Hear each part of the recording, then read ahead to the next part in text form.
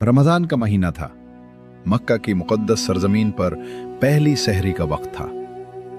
फजर की अजान की सदाएं फजा में गूंजने लगीं।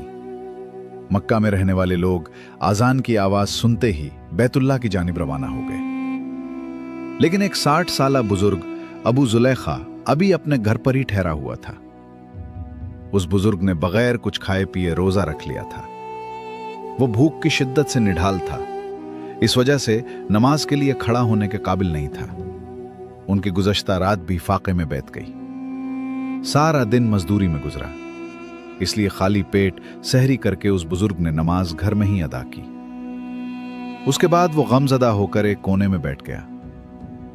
उस बुजुर्ग को अपनी फाका कुशी पर इतना दुख नहीं था। जो चीज उसे सबसे ज्यादा गमज़दा कर रही थी वो उसकी 2 बेटियां और बीवी थी। उस बुजुर्ग का कोई बेटा नहीं था। वो अपने घर का वाहिद कफील और जिम्मेदार था। लेकिन उसका एक चीज पर बहुत पुख्ता ईमान था कि वो ये कि जो मुकद्दर में लिखा है वो मिलकर रहेगा। उसकी बीवी कुलसूम उसे कहने लगी, अबू जुलैखा, आज तीसरा दिन है, हमने खाने को देखा तक नहीं है। आज के दिन भी बहुत गर्मी है और सब ने भूखे पेट रोजा रख लिया है। हम तो सब्र कर लेंगे, मगर हमारी बच्चियां भूख की शिद्दत बर्दाश्त करने से कासिर हैं। भूख से उनका बुरा हाल हो रहा है। आप अल्लाह का नाम लेकर घर से निकलें, शायद वो हमारी रोजी का कोई बंदोबस्त फरमा दे ताकि शाम को हम रोजा इफ्तार कर सकें। अबू जुलैखा ने बीवी को तसल्ली दी और कहने लगा, हाँ हाँ, मैं जा रहा हूं, इंशाअल्लाह अल्लाह जरूर करम करेगा। कुछ ही देर में सूरज तुलू हो गया। अबू जुलैखा घर से निकला और मक्का के बाजार में दाखिल हुआ, लेकिन उसे कहीं से कोई रोजगार न मिला।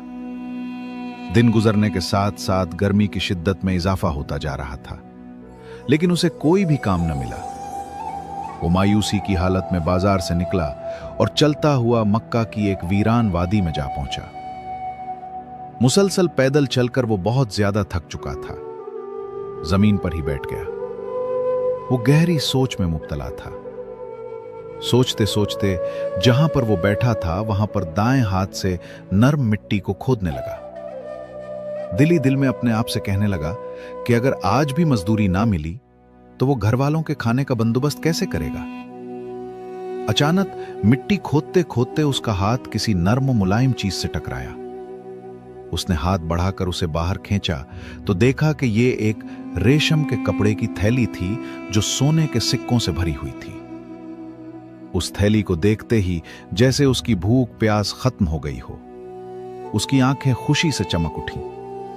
सोने के सिक्कों से भरी थैली देखकर वो सोचने लगा कि मैं कितना खुशनसीब हूं। छुपे हुए खजाने खुद ब खुद ही मेरे सामने हाजिर हो गए हैं। मैं जब ये सोने के सिक्के अपनी बीवी के हाथ में दूंगा तो वो किस कदर खुश होगी। अबू जुलैखा बहुत पुरजोश हो गया और रोशन मुस्तकबिल के ख्वाब देखने लगा।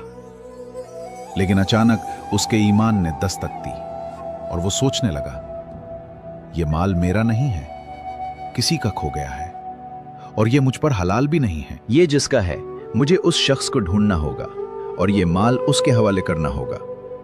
अगर वो मुझे नहीं भी मिला तो ये माल उस वक्त हलाल होगा जब 1 साल तक ऐलान करने के बावजूद मुझे उसका मालिक ना मिला। फिर उसका जहन उसे उस चीज पर आमादा करने लगा कि क्यों ना मैं चंद सोने के सिक्के निकाल लूं और उन्हें इस्तेमाल कर लूं। बाद में मैं मेहनत मजदूरी करके जितने सिक्के उसमें से निकालूंगा उन्हें वापस रख दूंगा।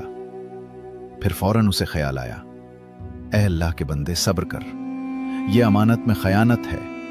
उम्र के आखिरी हिस्से में पहुंचे हुए हो और अभी भी हीर फेर करने की कोशिश कर रहे हो। उसने अपने ख्याल को दिल से झटक दिया और इस बात का इरादा किया कि जब तक उस थैली का असली मालिक नहीं मिल जाता वो उसे अपने पास संभाल कर रखेगा। अब वो थैली लेकर घर की तरफ चल पड़ा। घर के दरवाजे से अंदर दाखिल होकर वो दबे कदमों कमरे की तरफ जाने लगा। अचानक उसकी बीवी ने उसे देख लिया। वो उससे पूछने लगी, अब्बू जुलैखा, आप खाने के लिए क्या लेकर आए हैं? अपनी बीवी की आवाज सुनकर वो एकदम से चूक गया और खुद को संभालते हुए बीवी से कहने लगा, मैं आज भी कुछ नहीं लाया। ये कहते हुए वो थैली अपने पीछे छुपा रहा था। आज तक अबू जुलैखा ने अपनी बीवी से कुछ नहीं छुपाया था। बीवी ने जब देखा कि उसका शौहर उससे कुछ छुपाने की कोशिश कर रहा है तो उसने सख्त लहजे में कहा, आपके पास कुछ ना कुछ तो जरूर है, लेकिन आप छुपा रहे हैं। मुझे जल्दी से बताएं कि आपके पास क्या है। यह बात अबू जुलेखा पर आश्कार हो चुकी थी कि उसकी बीवी ने उसे कुछ छुपाते हुए देख लिया है। उसने अपने दोनों हाथ बीवी के सामने किए। उसके हाथों में सोने से भरी हुई वो थैली थी और फिर उसने उसे सारी बात बता दी कि उसे यह थैली कहां से मिली है। कुलसूम दीनदार औरत जरूर थी, लेकिन वो अबू जुलेखा जैसा सब्र नहीं रखती थी। उसने फौरन अपने शौहर से कहा, इसमें से कुछ सिक्के ले जाओ और कुछ खाने के लिए खरीद लाओ। अबू जुलेखा ने गुस्से में जवाब दिया, नहीं, हरगिज नहीं। अगर तुमने उस थैली को हाथ लगाया या किसी को भी उसके बारे में बताया तो मैं तुम्हें तलाक दे दूंगा। कुलसूम एकदम से डर गई और खून के घूंट पीकर खामोश हो गई। ये रात भी उन्होंने फाके में बसर की। अगले दिन अबू जुलेखा घर से निकला और सोचने लगा, आज मैं मजदूरी ढूंढने के साथ साथ उस थैली के असल मालिक को भी ढूंढूंगा, ताकि मैं उसके हवाले थैली करके उससे कुछ इनाम भी हासिल करूं जो मुझ पर हलाल होगा। वो इसी सोच में चलता चलता हरम की तरफ रवाना हुआ। जहां पहुंचकर उसने सामने देखा कि वहां पर एक बहुत बड़ा मजमा लगा है। एक यमनी आदमी बुलंद आवाज में ऐलान कर रहा था, ए अल्लाह के नेक बंदो, मेरी एक थैली गुम हो गई है जिसमें 1000 सोने के सिक्के थे। जो कोई इसे रमजान के महीने में वापस करेगा, अल्लाह उसे 7 गुना बढ़कर अजर देगा। जब उस यमनी नौजवान ने अपना ऐलान मुकम्मल किया तो अबू जुलेखा ने अपना हाथ बुलंद किया और कहने लगा, मक्का में बहुत गरीब लोग रहते हैं, हो सकता है तुम्हारी थैली किसी खुदा तरस इंसान के हाथ लग गई हो। अगर तुम चाहते हो कि तुम्हारी थैली तुम्हें वापस मिल जाए तो तुम उसके लिए एक इनाम का ऐलान करो। हो सकता है वो शख्स इनाम का सुनकर खुशी से वो थैली तुम्हें वापस कर दे। उस यमनी नौजवान ने फौरन पूछा, बाबा जी आप ही बताएं, मैं इस थैली के एवज कितने सिक्के रखूं? जिस पर उस बूढ़े शख्स ने जवाब दिया, 100 सोने के सिक्के, यानी इस थैली का 10वां हिस्सा। जिस पर वो यमनी नौजवान बोला, नहीं बाबा जी, ऐसा नहीं हो सकता, यह बहुत ज्यादा है, मैं अपना मामला अल्लाह के सुपुर्द करता हूं। जिस पर वो बूढ़ा शख्स कहने लगा, बेटा बड़ी हैरत की बात है कि तुम अपने पूरे 1000 सोने के सिक्के गुवाना चाहते हो, लेकिन 100 सोने के सिक्के इनाम में देकर अपने उन बाकी के 900 सिक्के बचाना नहीं चाहते। जिस पर वो यमनी नौजवान कहने लगा, बाबा जी मैं इतनी बड़ी रकम इनाम में नहीं दे सकता, इसलिए मैं अपना मामला अल्लाह पर छोड़ता हूं। इस मजमे में एक शख्स जिसका नाम जैद बिन खालिद था, वो इस सारी गुफ्तगू को बड़े गौर से सुन रहा था। उसने अंदाजा लगा लिया कि सोने से भरी वो थैली शायद इसी बुजुर्ग के पास है। कुछ ही देर में मजमे का इख्तिताम हो गया तो सब लोग अपने घरों को लूटने लगे। इसके बाद जैद बिन खालिद अबू जुलेखा से मुखातिब होकर कहने लगा, बाबा जी मेरे पास आपके लिए एक काम है, क्या आप मेरे साथ चल सकते हैं? बूढ़े ने फौरन हां में सर हिलाया और उसके साथ चल दिया। जैद बिन खालिद की दुकान के बाहर कुछ सामान पड़ा था। उसने अबू जुलेखा की मदद से सारा सामान दुकान के अंदर रखा। यह सामान इतना ज्यादा वजनी नहीं था और काम भी 2-4 घंटों में खत्म हो गया, लेकिन फिर भी उसने अबू जुलेखा को पूरे दिन की मजदूरी के पैसे दिए। वो ये बात समझ चुका था कि अबू जुलेखा को उस वक्त पैसों की बहुत सख्त जरूरत है। उसने फौरन मजदूरी उसके हवाले की। अबू जुलेखा ने जैद बिन खालिद का शुक्रिया अदा किया और घर की तरफ चल पड़ा। जैद बिन खालिद चुपके से उस बुजुर्ग के पीछे पीछे चलने लगा। उसने अबू जुलेखा का घर तक पीछा किया और जब वो अपने घर में दाखिल हो गया तो जैद बिन खालिद दरवाजे के साथ कान लगाकर सुनने लगा। अबू जुलेखा अपनी बीवी कुलसूम से कहने लगा, मैंने एक मजमे में एक यमनी शख्स को उस थैली की तलाश में ऐलान करते हुए सुना है। मैंने उसे यह भी कहा है कि तुम उस थैली के एवज 100 सोने के सिक्के इनाम रख दो, लेकिन उसने मेरी बात नहीं मानी। मेरा तो यही इरादा था कि मैं किसी तरीके से उसे यह थैली वापस कर दूं और मुझे भी उसमें से कुछ फायदा हो जाए, लेकिन वो शख्स बहुत उड़ैल है। अब तुम ही बताओ, हमें अब क्या करना चाहिए? जिस पर उसकी बीवी कुलसूम कहने लगी, अबू जुलेखा मैंने आपके साथ 40 साल फाकों और भूख में गुजारे हैं। आपने सारी जिंदगी कभी चोरी नहीं की, कभी किसी को धोखा नहीं दिया और ना ही कभी किसी से कुछ छीना है। मेरी बात माने तो आप उस सोने का इस्तेमाल करें। मुझे लगता है कि अल्लाह ताला ने यह आपको तोहफा भेजा है, तो फिर उसके दिए गए तोहफे को क्यों ठुकरा रहे हैं? अगर आप ये सोचते हैं कि अल्लाह आपसे इन सोने के सिक्कों के बारे में सवाल करेगा, तो आप ये क्यों भूल जाते हैं कि वो आपसे भूखी बीवी और लाचार बेटियों के बारे में भी सवाल करेगा? जिसके बाद अबू जुलैखा दिल में सोचने लगा कि मैं इसमें से सोने के कुछ सिक्के खर्च कर लूं। लेकिन वो फौरन ही अपने फैसले से वापस पलटा और ख्याल करने लगा, मैंने सारी जिंदगी सब्र से गुजारी है और आज मेरी टांगें कब्र में हैं, तो मैं अपनी 60 साला जिंदगी के सब्र को एक ही दिन की लज्जत पर क्यों कुर्बान कर दूं? खुदा हमारे हाल पर रहम फरमाए। और उसने बुलंद आवाज में कहा, मैं ऐसा हरगिज नहीं करूंगा। मैं अपने कब्र को आग से नहीं भर सकता। जैद बिन खालिद, जो दरवाजे के साथ कान लगाकर ये सारी बातें सुन रहा था, उसकी आंखों से आंसू बहने लगे। उसे अबू जुलैखा की बेबसी पर अफसोस होने लगा। उसने उसी वक्त अबू जुलैखा का दरवाजा खटखटाया। अबू जुलैखा फौरन बाहर आया।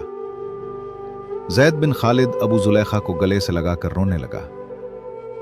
ऐ अल्लाह के बंदे, मैं कुर्बान जाऊं तेरे सब्र पर। अल्लाह तुझे बहुत अजर देगा। तुम मुझे बताओ, मैं तुम्हारी क्या खिदमत कर सकता हूं? अबू जुलैखा ने जवाब दिया, ऐ खुदा के बंदे, तुम पहले ही मेरी बहुत मदद कर चुके हो। तुमने जरा से काम के बदले मुझे पूरे दिन की मजदूरी दी। फिर जैद बिन खालिद के जहन में ख्याल आया और वो उससे कहने लगा, मैं जानता हूं कि सोने की थैली तुम्हारे पास है।